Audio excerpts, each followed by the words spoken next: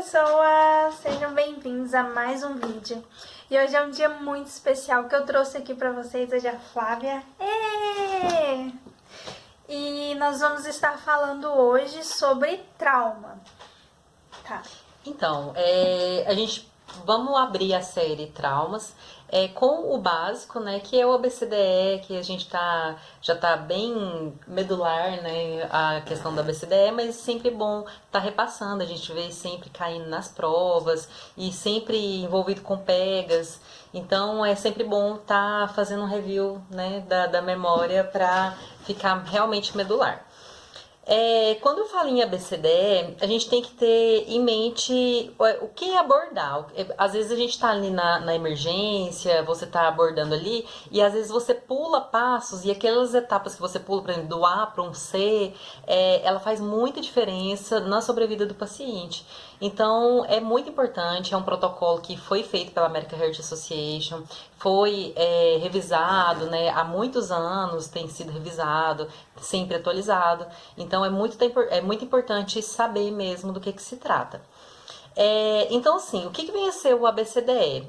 Na verdade, as siglas são em inglês, né? Que é a né, de air, que é vias aéreas mesmo. B de breathing, que é respiração. C de circulation, que é circulação. D de disability. Sim. Né? Que é sobre a parte neurológica, que a gente vai olhar a escala de Glasgow. E o E, que exposition, que é a exposição do paciente, a gente vai estar vendo um pouquinho sobre isso. Então, hoje tem um novo protocolo, tá? Vou trazer para vocês, que é o XABCDE. Foi até uma questão muito discutida. Eu lembro de dar cursos há uns 5 anos atrás de emergência e o pessoal sempre teve essa dúvida. Por exemplo, eu chego numa cena de trauma, o que eu faço primeiro? O paciente está com hemorragia, eu estanco a hemorragia ou faço a abertura das vias aéreas, né? Então, com o novo protocolo, no XABCDE, então, a primeira coisa que eu vou fazer é ali fazer um torniquete, no caso de muita emergência, eu faço primeiro a parada do sangramento, para depois fazer o ABCDE. Então, XABCDE. Só que ainda há provas que cobram o ABCDE na íntegra. Então, tomar cuidado aí, ver o que a banca quer, a exigência, porque pode ser forma de pega também. Da mesma forma da escala de Glasgow, que eu vou estar falando um pouquinho na frente. Então, cheguei na cena, primeira coisa, avaliar a cena, se é cena perigosa, tá? E aí eu vou pro A, que é as vias aéreas.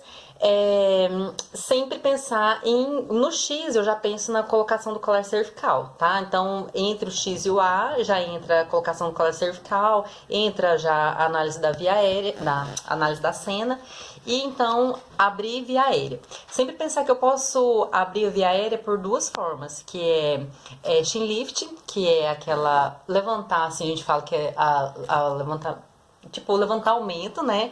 E a jaw thrust, que é você pegar a mandíbula do paciente e você não vai tracionar, porque se você traciona o paciente de trauma, ele pode ter uma lesão, né, cervical, e se ele já tiver uma lesão, pode piorar, agravar a lesão dele, então não é indicado. Então, no trauma, eu indico a manobra de jaw thrust, que você pega aqui no arco zigomático e abre, né, você vai chegar a mandíbula do paciente para frente, fazendo com que haja uma protusão da língua dele. Então, sempre tá dando preferência pro jaw thrust. Mas, às vezes, lá na emergência, o paciente não tá respirando, você, né, dá preferência e abre com chin lift. Mas a via de protocolo é jaw thrust. Tá, beleza. Então, abrir via aérea. Vou avaliar meu paciente, se eu preciso dar algum suporte, né? Já na verdade a gente fala que o A e o B ele tá muito coligado. Porque no A eu penso colar cervical, vou pensar em via aérea, tá respirando, ver, ouvir, sentir, né? Já indo pro B. No B eu já penso também em respiração por exemplo, meu paciente coloca ali um oxímetro, tá saturando bem, não tá saturando, às vezes eu nem tenho um oxímetro ali, ou senão não vou perder tempo, já só de no ver, ouvir, sentir, eu já vou ter um parâmetro bom, né? E se meu paciente ele não tem uma oferta boa de oxigênio, é um paciente que está cianótico, às vezes eu não tenho ali, né, aparatos tipo um oxímetro, nada assim, mas a clínica do meu paciente ela é soberana, então eu vou ver que o meu paciente ele está cianótico, é um paciente que ele tem uma respiração irregular, é um paciente taquipneico, então pela clínica dele eu vou ver que ele não está bem, e aí o que eu vou fazer? Eu vou fazer via aérea, preciso fazer uma via aérea definitiva, preciso entubar esse paciente, ou só ofertar o oxigênio básico já vai melhorar a demanda, né? Então, posso estar associando ali com o Glasgow dele lá no D, que a gente vai estar falando, e se ele tiver com Glasgow abaixo de 8, eu tenho indicação de intubação para esse paciente. Então, aí no B eu já penso também em avaliar a questão de pneumotórax, hemotórax, né? Vou ver a ausculta, percussão, palpação. Tem uma ausculta abolida, eu tenho uma percussão timpânica, eu tenho efizema subcutâneo. Então, o achado clínico do meu paciente ali já vai me mostrar que ele tem um pneumotórax. Então, é um pneumotórax hipertensivo? Não, parece que é um pneumotórax, eu vou avaliar aquele paciente para ver, né? Eu preciso fazer uma toracocentese, o que eu vou ter que fazer ali no primeiro atendimento, né? E no B sempre tem que diagnosticar. E no B eu tenho que fazer o diagnóstico rápido. É uma avaliação rápida, mas eu preciso ver tudo que está relacionado à respiração. Por que meu paciente está respirando irregular? Por que ele está com ataque-apneia? Alguma coisa tem de errado, então eu vou estar avaliando. Avalio vias aéreas, olha se não tem obstrução, às vezes ele engoliu um dente, às vezes está obstruído com secreção. Igual eu já peguei paciente que ele tinha uma fratura de ocioide. E aí ele não conseguia respirar direito por conta da fratura. Às vezes só de você encostar assim, você já vê que ele tem desvio de traqueia, né? Então, a clínica ali, a avaliação do B total, não é só, por exemplo, respira ou não respira, pronto, já vou passar pro C. Não, eu tenho que fazer todo um exame físico do meu paciente, tá? Se eu pulo o passo, por exemplo, se eu já pulo pro C da circulação, e deixo passar despercebido um pneumotórax, um hemotórax, né, um derrame pleural, uma ausculta que eu não fiz, né, correto, um exame clínico que eu não fiz correto, meu paciente ele pode morrer em questão de pouco tempo. Então, por isso que o ABCD ele é via rápida, mas ele tem que ser minucioso. Partindo para o C de circulação, tem que pensar, por exemplo, eu tenho que repor volume, eu tenho como que está meu paciente? Meu paciente está chocado, né? Tem um choque hipovolêmico, ele tem sinal, tá taquicárdico, tá taquipneico, é um paciente que tá sudoreico, como que tá esse paciente, né? Tempo de enchimento capilar. Então, eu vou ver tudo que está relacionado à circulação. Vou ver se tem êxtase jugular, vou ver quadro de se ele pode ter um tamponamento. Então, tudo que está relacionado à circulação, eu vou estar investigando ali na C, né? Depois a gente vai estar falando um pouquinho dessa diferença do C, do trauma para parada cardíaca, só para fazer um diferencial, tá? Então, falou em C, é muito importante estar avaliando todo esse quadro de circulação. Olhar sempre paciente, os sinais clínicos, né, da cianose, como eu disse, enfim, repor o volume, paciente, se nessa hora a gente detecta se ele precisa de sangue, já aciona, né, o hemocentro, se estiver no intra-hospitalar, se estiver no pré-hospitalar, cristalóide, tá? O D, nesse caso, escala de coma de Glasgow, então vou estar fazendo a escala, né, tá, avaliação verbal, avaliação ocular e avaliação motora, e ver se de 13 a 15 é um paciente que a gente fala que pode ter um TCE leve, às vezes é aquele paciente que está um pouco confuso, né, de 9 a 13, de 9 a 12 ele vai estar moderado, e abaixo de 9, né, de 8 abaixo a gente já fala que é grave, já é um paciente que tem indicação de tubo, um paciente que tem indicação de UTI, avaliar se tem indicação de neurocirurgia ou de cirurgia, né, o que está levando aquele distúrbio neurológico. E a de exposição, né? Eu tenho que fazer muita exposição do meu paciente, porque às vezes naquele acidente ali ele teve uma fratura, ele teve um corte contuso, né? Às vezes tá sangrando, tá perdendo sangue por ali. Então, assim, só de avaliar o meu paciente é uma coisa que a gente sempre chega no pré-hospitalar. Você tá fazendo ali o ABCDE, você tem que fazer o exame cefalocaudal do paciente, assim, minucioso. Por exemplo, na hora que eu vou pegar ali na pelve do paciente que está com uma vítima de acidente de moto, a hora que eu não posso, né, fazer aquele jogo, mas a hora que eu pego e sinto, eu já sei se ele tem uma fratura de livre aberto, eu já sei de pegar na costela se crepita, se tem, né, algum quadro de fratura ou luxação. Então ali eu já vou sentir, já vou ter mais ou menos um indício do que o paciente pode evoluir. Então é muito importante essa exposição, retirar a roupa mesmo do paciente e tá. Lógico que eu não vou expor o meu paciente, né, gente? Assim, mas eu tenho que tirar o básico, né? E tá fazendo esse exame físico mesmo minucioso pra ver. Às vezes, quando você entra na ambulância ou no hospital, a hora que você corta a calça, às vezes tem equimoses que vão te mostrar que ele pode ter tido um trauma de bexiga, um trauma de uretra.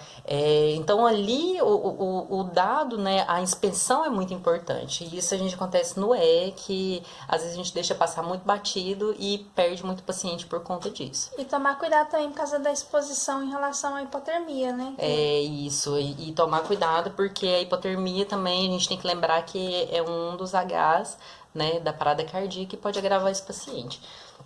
Então, sempre, principalmente com criança, que desestabiliza muito a questão de temperatura. Eu vou fazer um diferencial do ABCDE, acho que é um caso que confunde muito, né? Tem gente que fala, mas não é CABDE. A parte do CABDE é quando é parada cardíaca da massagem, tá, gente? A gente lembrar que é o C de circulação, o A de abertura das vias aéreas, o B de boa ventilação. O D já vai mudar aí. Lá na parada cardíaca, o D é de desfibrilação, tá? Não é de avaliação neurológica. Então, é a hora que entra para desfibrilar o paciente. E o E também é exposição. Então, a regra é CABDE. Então, eu já chego checando o pulso, o paciente está parado, eu não perco tempo, né, abrindo via aérea, nada não. Já vou para massagem cardíaca, faço um ciclo ali para começar, né, tanto que é CABDE. Eu uso muito o mnemônico CABIDE, que é para ficar fácil, né, de decorar. Mas não confundir aí essa diferença. E lá no Glasgow também, lá no D do trauma, é importante lembrar também que mudou, né? Agora, antes era até Glasgow 3, de 3 a 15. Agora a gente tem o Glasgow que você vai subtrair mais 2 pontos.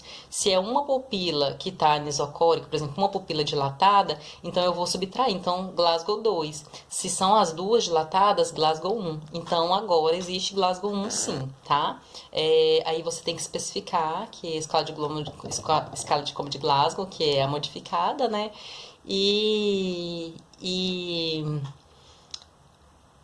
Enfim, é isso, assim, é bem interessante. O basicão, assim, sempre só trazendo pra vocês a importância de fazer esse diferencial, porque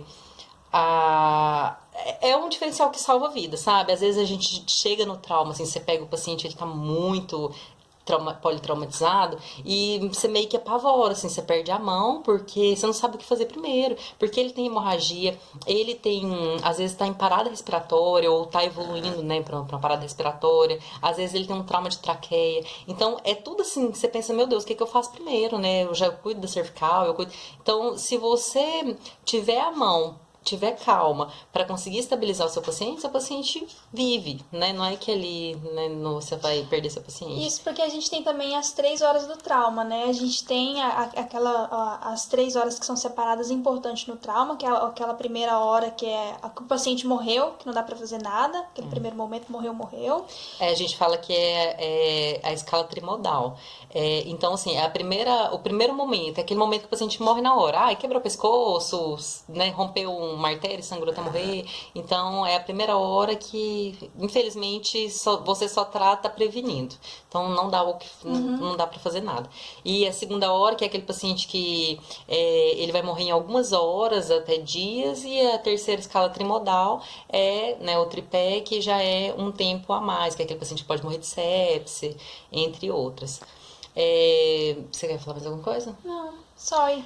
Fechando esse vídeo, quando você abre o PHTLS, tem uma frase que eu acho bem interessante que fala que o destino do politraumatizado está na mão de quem fez o primeiro curativo.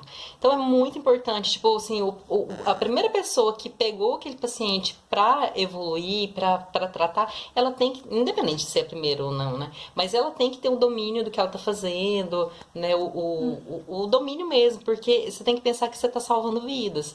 Então é muito importante você fazer esse manejo, você conseguir dominar o assunto tipo, você salvar mesmo o paciente.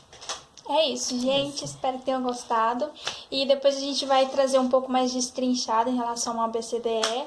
Mas hoje um basicão aqui pra vocês, junto com a minha cis, tá? Tchau!